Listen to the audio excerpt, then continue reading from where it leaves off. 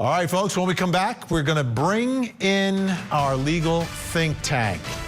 How is all this playing inside the courtroom? How is it impacting the jury? We'll bring in the best to let you know. Don't go anywhere.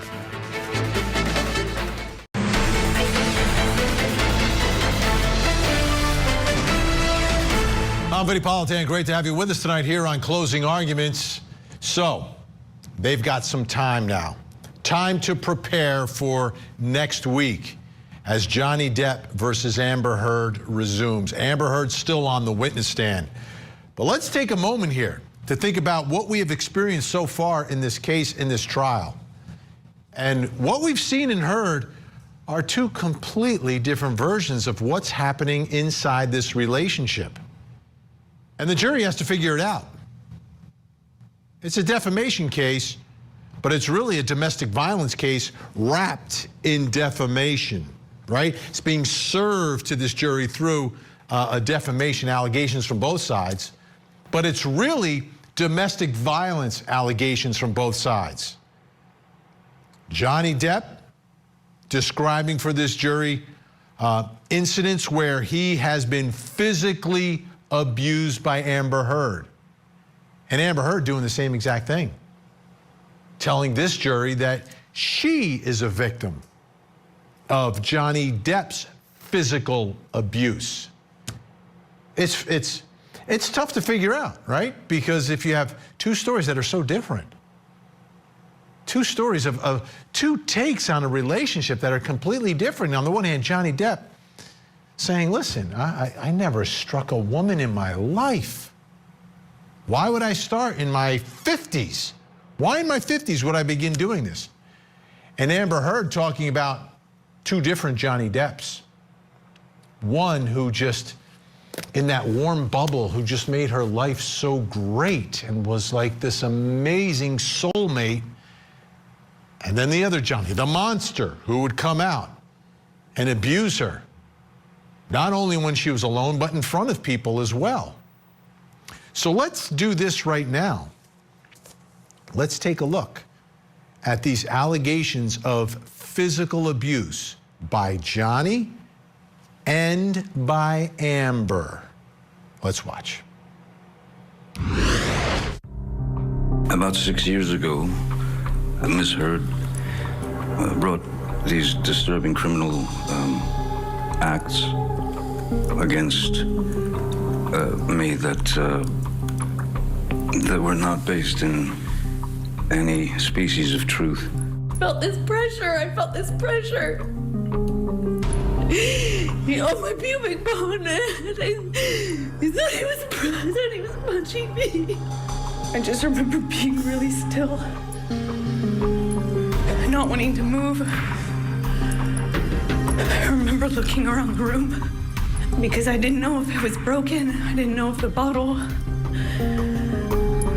that he had inside me was broken. Ms. Heard was flinging insults left, right, and center, and she then grabbed that bottle and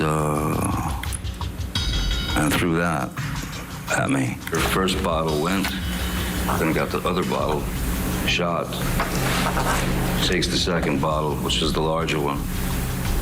She threw the large bottle, and it made contact and shattered everywhere. The next move was just a bang, and just she clocked me in the jaw. You know, he's drinking and we're talking, and there's music playing, and he's smoking cigarettes, and we're sitting next to each other on the couch. And I asked him about the tattoo he has on his arm. And I said, what does it say? And he said it says wino. It says wino. And I didn't see that. I thought he was joking because it didn't look like it said that at all. And I laughed. And slapped me across the face. And I laughed. He said, you think it's so funny? You think it's funny? You think you're a funny? And he slapped me again. Like, it was clear it wasn't a joke anymore. Never did I myself reach the point of striking Miss Heard in any way, nor have I ever struck any woman.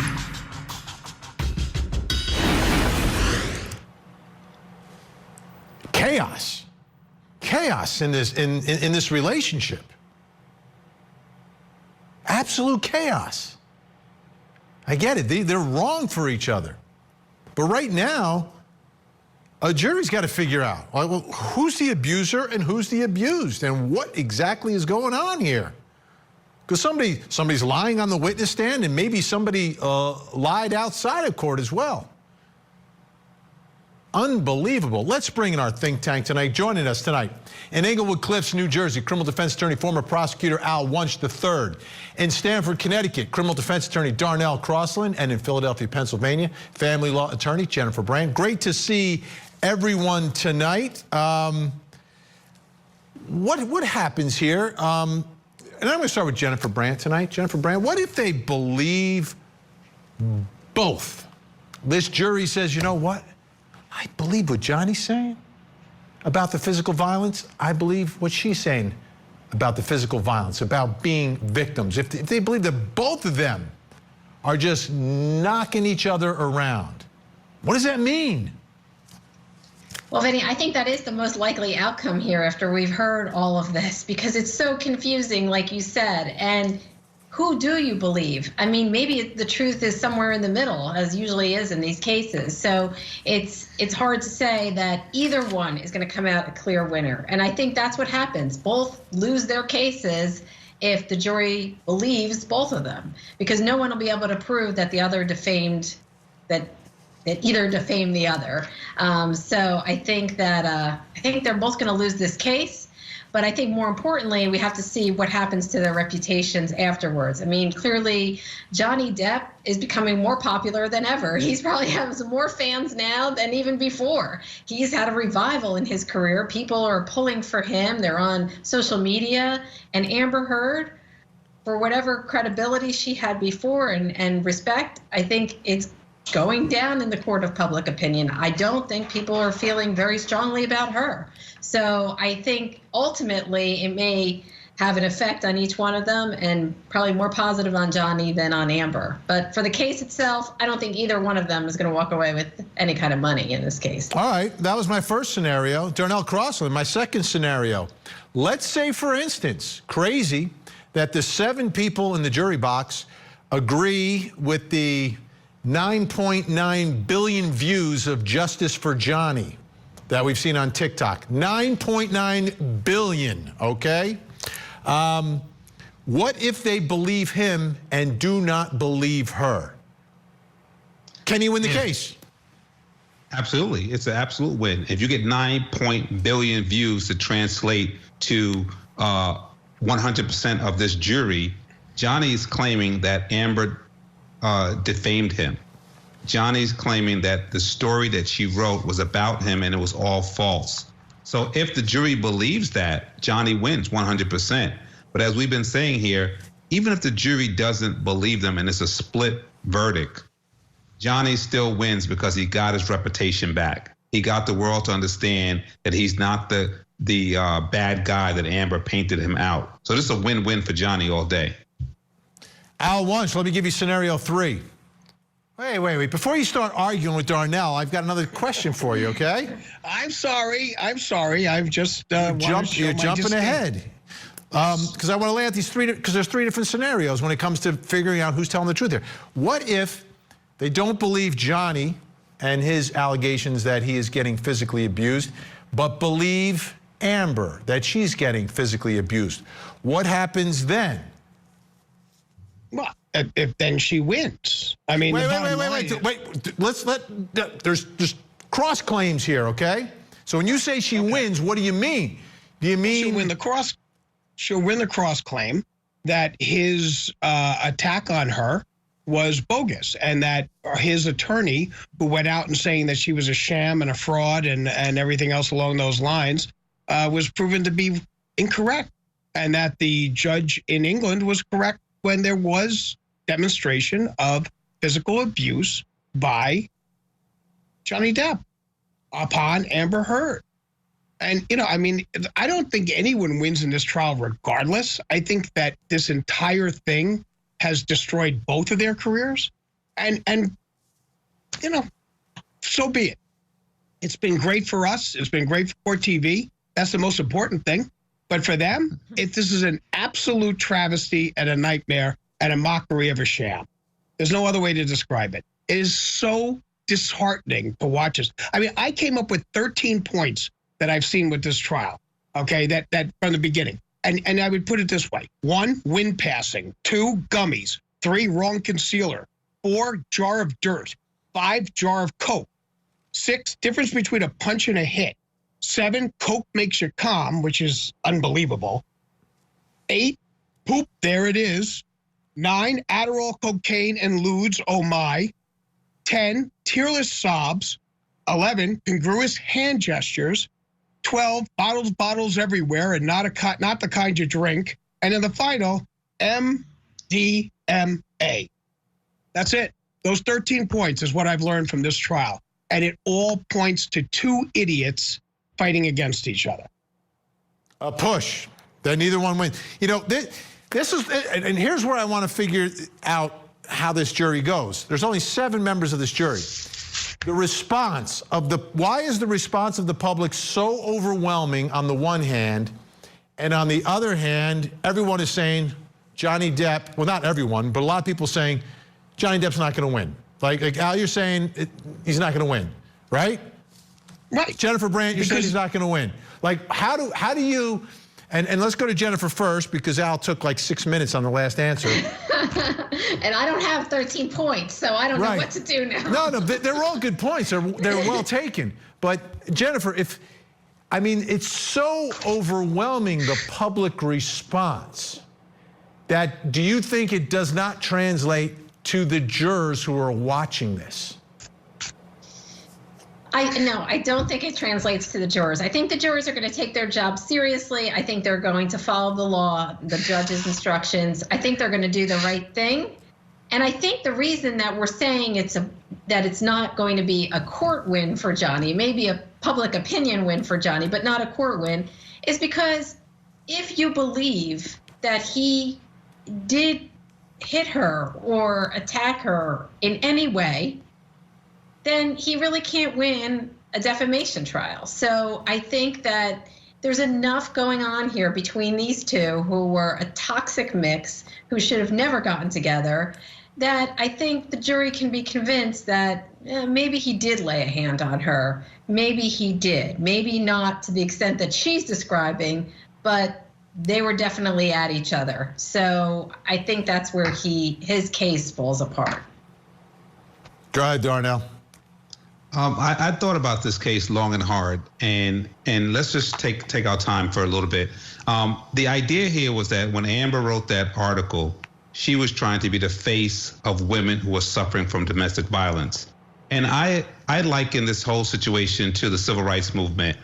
When Rosa Parks refused to give up her seat on that bus, you best believe she wasn't the only one, but she was the face that the movement can go with, because she was wholesome.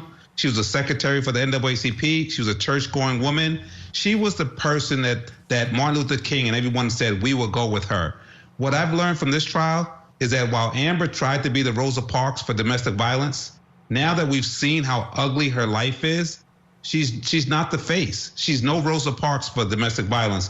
And so her whole attempt to be the face for women suffering has fallen apart. And even worse, people are not going to believe women who cry out for help if Amber Heard is going to be the reference point on which to look. All right. Al Wunsch, Darnell, Crosland, Jennifer Brandt, all staying with us, even with him shaking his head. When we come back, another trial started today here on Court TV. Up in Massachusetts, celebrity chef Mario Batali, his accuser, testified today. Wait till you hear what she had to say about the allegations and what came out on cross-examination. Apparently, she's clairvoyant. That's next.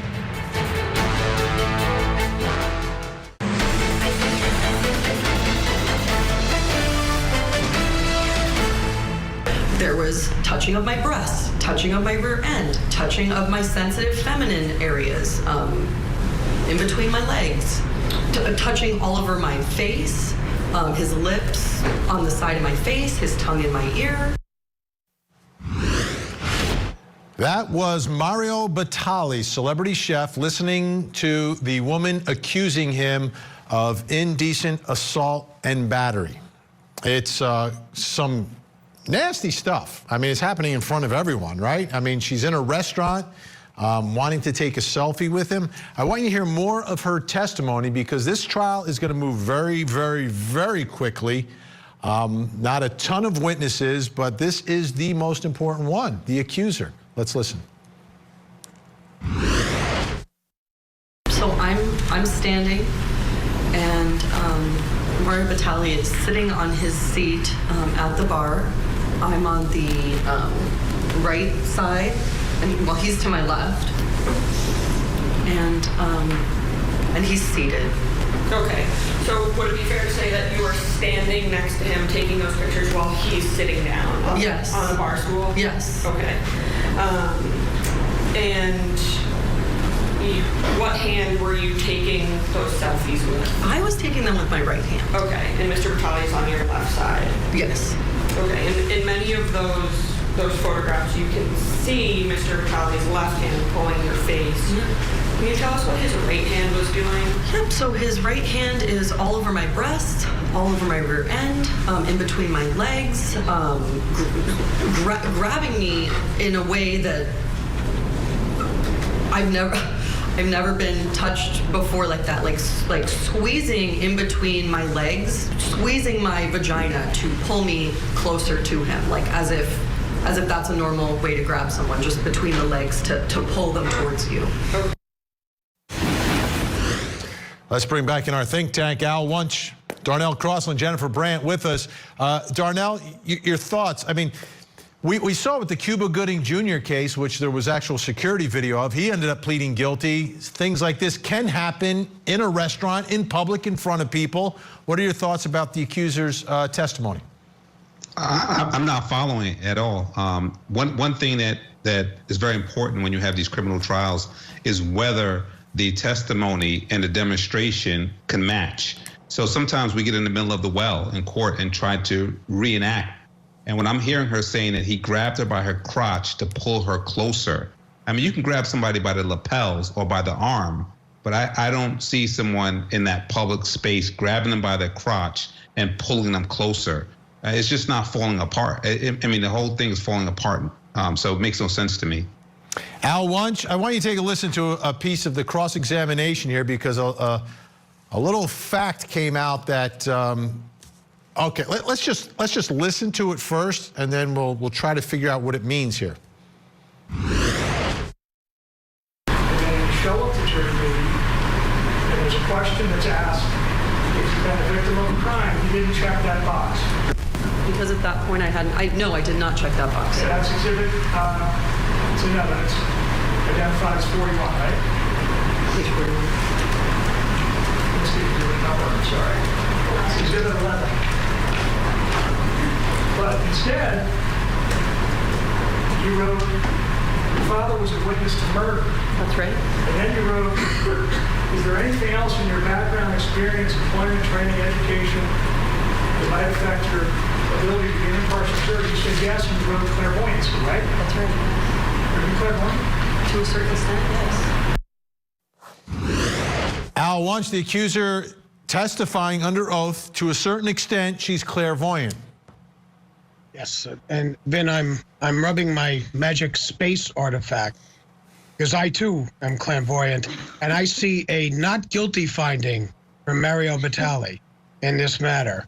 If she was so clairvoyant, Vin, how did she know not to get away from this guy that he was going to molest her? I mean, that's the whole thing about clairvoyance. You know before it happens that it's going to happen, so she should have gotten away. So we have a situation here where she's actually contributory negligent to her own fondling.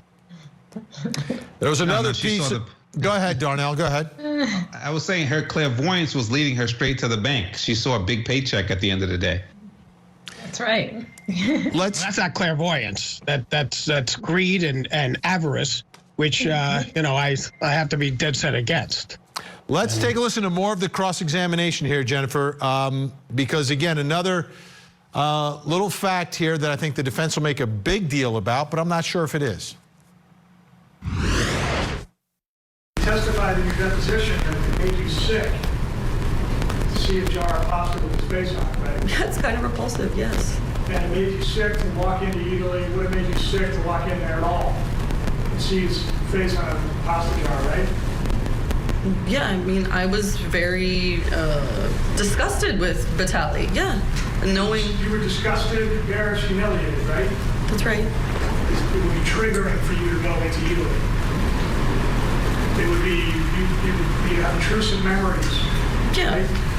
I mean, but I'm also not gonna, I mean, it's in the mall. Like, if I pass Italy, I'm gonna... But you actually did go to Italy, like 4 weeks after this assault, didn't you? I don't remember that. Okay, there were some audio issues in part of that. Jennifer, let me break it down for you and everyone else so they know exactly what was going there.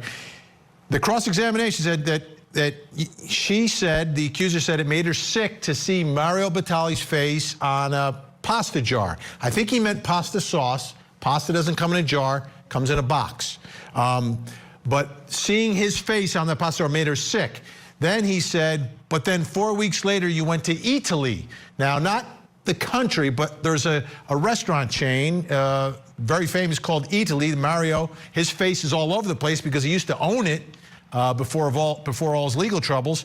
And she says she doesn't remember going there. So does this undermine her credibility at all? That perhaps if this jury believes she goes to his restaurant 4 weeks after being molested by him, but then can't bear to see his face on a jar of his pasta sauce?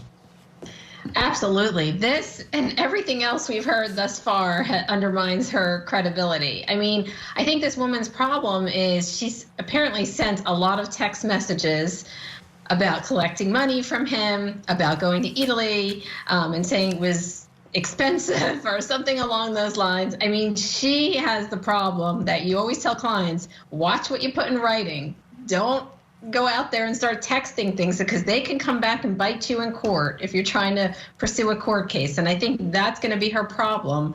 And to Darnell and Al's point, I mean, she's taking a selfie and claiming that he's groping her in various ways that are clearly disturbing. And how she can still take those pictures while all this is going on is beyond me. So I just think nothing is adding up here, Vinnie. Unfortunately, she is just making sort of a mess of this, and I think it will be over very, very quickly. All right, Darnell, I have one follow-up for you, and in this, take us behind the curtain, right? A criminal defense attorney and his client decide we don't want a jury, we're going to let the judge hear it. What does that mean? Well, what it really means is that they've decided that the matter for the judge to decide is strictly a legal matter.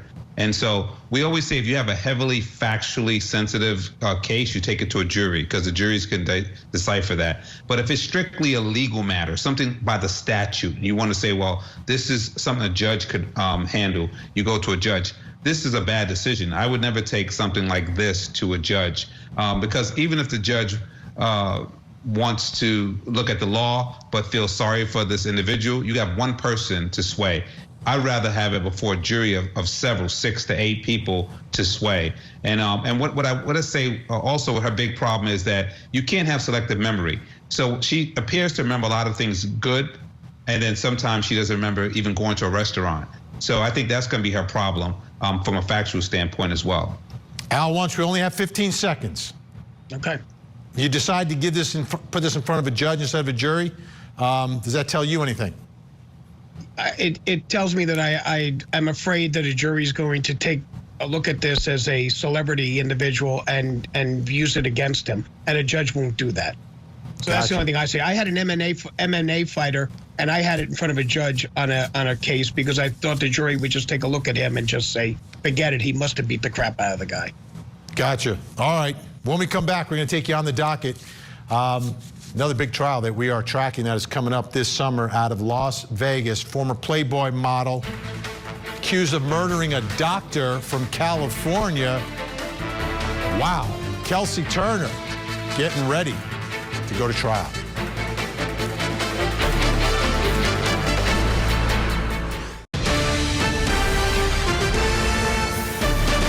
On the docket tonight, the Playboy model murder trial. Ted Rowlands has the story.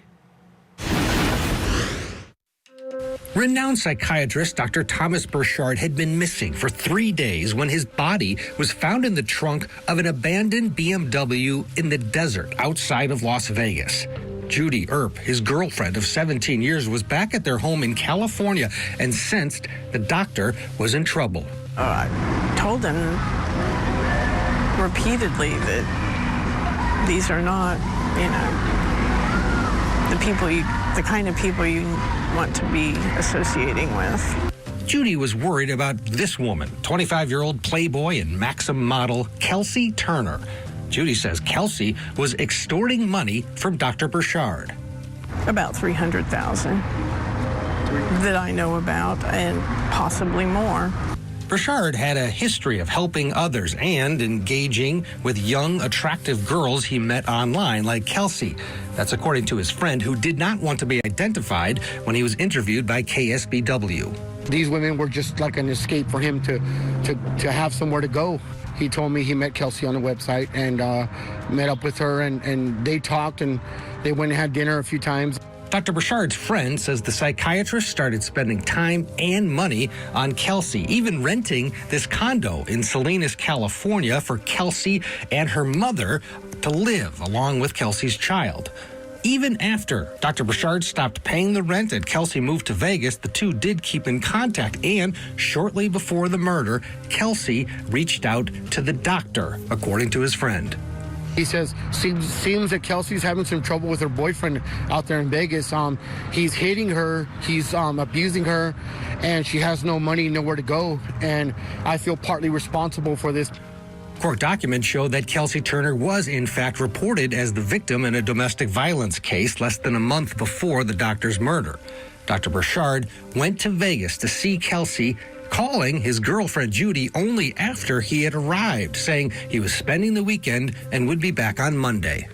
I warned him on Saturday when he was there that, maybe you ought not wait till Monday to come home. Maybe you ought to just come home on the next flight. After missing his flight and not responding to calls and texts, Judy called Las Vegas police. Dr. Burchard's body was found near Lake Mead, about 25 miles outside Vegas. The actual incident occurred at a residence in the Las Vegas Valley, and then the body was found out by the lake. This is the Las Vegas home where Kelsi and her boyfriend John Kennison were living and where investigators believe Dr. Burchard was murdered. Kelsi's roommate, Diana Pena, told a grand jury that Kennison attacked Dr. Burchard with a baseball bat and that after the initial attack, Kelsi insisted that her boyfriend knock him out. Pena also testified that the attack left Kennison covered in blood. According to arrest warrants, police recovered a bag from the Rio Hotel. It's where prosecutors say Turner, Kennison, and Pena fled to after the murder. Inside that bag, investigators found sheets of paper ripped from Dr. Burchard's notebook that contained his banking information and passwords. Additional information has come to light. Kelsi Turner was arrested in California 3 weeks after police recovered Burchard's body. Her extradition was delayed after it was determined that she was pregnant. She has since given birth to a girl while in custody. Her boyfriend, John Kennison, was arrested a few weeks later in Las Vegas. Both are facing murder charges. Kelsi's roommate, Diana Pena, pleaded guilty to accessory to murder and is expected to testify at their trials. What exactly will her defense be, right? It's her car. She had the relationship with him, but there's two other people involved here. Al Wunsch, Darnell, Crosland, Jennifer Brandt back with us. Al, where do you think Kelsi Turner, the former Playboy model, goes with the defense here? Well, I mean, you've got a situation where you've got the fink, you've got the rat, you could go after her, which is what the boyfriend seems to be doing. But I got to tell you, Ven, I went through my extensive Playboy archives, and I even consulted the Bible. okay, of Playboy. This is inside the Playboy mansion, signed by Hef himself, and I found no pictures of Kelsi Turner. It was the Italian version of Playboy, Al. Oh. There you go. Darnell, I'm sorry. your thoughts for Kelsi Turner? I mean, what is she going to say? Everyone has a defense, right? Every time we cover a trial, someone's accused, especially murder, they always have a defense. What's hers going to be? Yeah, well, you have to look at the statute. So murder is an intentional killing of another. And anything less will be manslaughter. Maybe it was reckless. In this particular case, he was in the trunk, in the car, in the desert, Darnell. That's not an accident. Absolutely, but the thing is that there's a gentleman who's sitting there with some teardrops on his eyes or some kind of things, which normally means you have a body on your hand in the past. So that boyfriend of hers might have gone too far. She might have said, hey, let me get the doctor out here and we can probably grab his ATM card. And then this boyfriend probably took it to another level and killed him. So her defense is probably going to be, at this point, she didn't do it. And they're gonna have to prove that she did it. So it probably will end up that she was she conspired with this boyfriend to bring him out there, which would be felony murder, which is when a death occurs in the commission of a felony. But right now, I think she's gonna just hold steady and let them have to prove their case, and then she might turn state's evidence and testify against the boyfriend. But right now, less is more for her. Jennifer Brandt, you know, I look at the nature of the relationship she had with the doctor. I mean, she's the one that has the relationship, right? Hundreds of thousands of dollars. No member of that jury is going to look at her and say, oh, too bad. No, they know what the nature of that relationship was. The doctor's, longtime girlfriend warned him not to go out there. Yeah, should have listened to his girlfriend. She seemed like she was pretty responsible and that she gave him really good advice. But still, nonetheless, whatever he may have done and whatever he thought he was doing by helping out Kelsi, he shouldn't end up dead for it. And I think not at all. The jury's gonna look for someone to blame, and it looks like Kelsi or her boyfriend. They're trying to pin it on the roommate, but the roommate's gonna come in and testify and say, that they did it and she was just a bystander there and saw what went on. So I think her testimony is gonna really help us figure out who actually did this, or if it was both of them. Yeah, it was an awful attack, Al. And do you think she'll talk about, why would I kill the golden goose, right? This is the guy who's providing her and her mother at one point a place to live. Someone, she says, come to Vegas, and there he is. He shows up. It almost seems like there would be no motive to take his life. There is a motive if he's decided that he's going to stop, providing for her, and that he's going to cut off her supply, and he's going to distance himself from her. Sounds to me like the girlfriend was giving him, garbage about that, and that he needed to move on and to just break away from that point of his life. And, you have a situation where you're used to that fix, and you're going to lose that. You go into withdrawal. And when you go into withdrawal, you do things that you don't control, and you do things that are stupid. And in this type of a situation, he was probably saying, I'm done. And they said, no, you're not. And then they killed him. Well, check it out, folks. This trial's coming up very soon. We've got a trial date of June 27th. Status hearing the week before. Trial date, June 27th in Las Vegas, Nevada. When we come back, we're going to talk more about Johnny Depp, Amber Heard. Amber Heard, the accusations she has made, and I'm saying this over and over and over again, are criminal in nature. How about that alleged sex assault? Well, posted on social media asking you, do you think Johnny Depp should be charged with a crime or at least investigated for a crime? Your verdict when we return.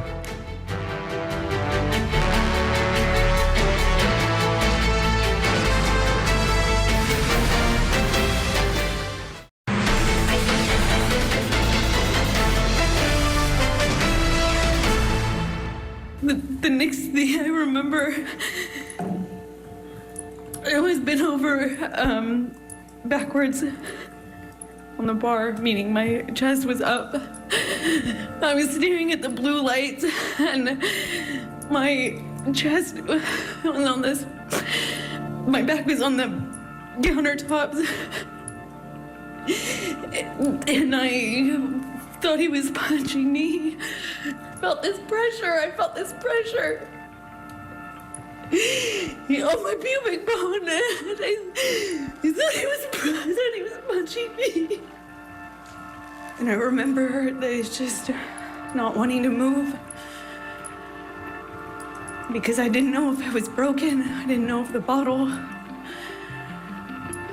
that he had inside me was broken. What more do you recall?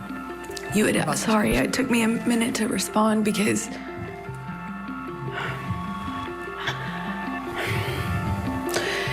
it's hard. It took me a minute to respond because I had not remembered seeing the bottle that Johnny was using on me. I didn't have a memory of seeing it. And this picture, I wasn't aware of until just the other day, yesterday, the day before. And I felt my stomach tighten up, like I was gonna be sick when I saw it. Because even though I didn't remember seeing the bottle, what I had remembered is a pressure, like something square, which is why I thought he was punching me. And I hadn't seen this bottle, I didn't know. And then this came out in Ben's evidence because he didn't share it until this date. Objection, Your Honor. Sustained. And so I recognize it. Dramatic moment there where she sees a picture of a bottle, identifies it as the bottle that was used to sexually assault her. And she hadn't seen it until it was provided in evidence by Johnny Depp's team. Wow. Posted this on social media asking you, based upon what Amber Heard is saying, should Johnny Depp be charged with a crime? We begin with our 13th juror. Comment of the day comes from Cindy D, who says, no, she's the criminal here. She's the abuser. If something like this occurred, she would have needed medical attention. No evidence of anything other than her bad acting job. Al Wunsch, the medical attention, that is a theme that comes up time and time again from our 13th juror, that they want to hear something like getting medical attention for an attack like this. Your thoughts about the lack of medical attention and whether or not there's enough here for even a criminal investigation? Well, there's not enough here for a investigation unless she's going to go down to a police station and swear out a complaint against him, because in the only instance where the police arrived, they didn't see anything. The cops would have had to write a defense for domestic violence if they saw any type of either destroyed stuff in the premises or any mark on her. And the police officer that already testified said that when she came to the scene, she didn't see anything. So at least in New Jersey, in order to get a criminal complaint, she would have to go down and swear, and judge would have to find probable cause. And one of the things that would be asked would be, one, why did you wait so long? And then two, what proof do you have that there was any type of injury, especially since you spoke about blood? And you would think that if you were going to be attacked in that specific area of your body, you would want to get some form of medical attention. Eve, tonight, if she has proof, then yes, someone needs to do a lie detector test on both of them. Darnell, Crosland, you believe in lie detectors? No, I don't, actually. They're not admissible, for one. And two, I think I would fail probably all of them because they make you nervous. And so I agree with the courts. We can't rely on lie detector tests because of the whole way it works. I just want to add, when she was testifying just now, I mean, that was really, really, really dramatic. And when I looked at Johnny Depp's face, he was really moved emotionally by what she was saying. I'm not sure if he got flashbacks himself, but something about that testimony, when you look at the split screen, he was very, very moved. And I don't mean upset about it. I mean, he's probably hurting just seeing her going through that because he loved her once. And I think that we're all humans, and it probably hurts to see her go through that, even if she's, acting a little bit. Jamie tonight, she's an actress. And if he did all that she said he did, she would be in the hospital. She's a liar, and it is sad that she's doing this. The bottle incident, if that happened, she would be torn up inside. She is sick. Jennifer Brandt, the jury heard from an expert who said that she's borderline personality, histrionic disorder as well. Do you think when they hear a story like this, where she's talking about all of a sudden now, years later, seeing a picture of the bottle, that she now recognizes the bottle? What do you think they're making of all that? Vinny, I just think, I mean, this testimony is so disturbing and so horrific that, I mean, I can't fathom that anyone could totally make this up. On the other hand, if this happened to her, I mean, why she didn't call the police? Why didn't she get out of there? She's somebody who has resources. She has people. She has managers. She has people around her. She's not helpless. And why she stayed there and spent the time there, and she said she took some sleeping pills and then went to sleep after this whole incident, and then a week or two later went to the Bahamas with Johnny Depp and his family. I mean, I just can't believe that someone who endured something that she describes could just continue on and not do anything about it. So I think that's the biggest problem here. That's why I don't think they're criminal charges. And I think that's why we're all sort of shaking our heads in disbelief. And I think that Johnny Depp looked upset, not because of his emotions, but I think he was maybe angry inside for like listening to this and maybe in just a state of disbelief. We are out of time. Al Wunsch, Darnell Crosland, Jennifer Brandt, thank you so much. We'll see you again real soon. We'll be right back.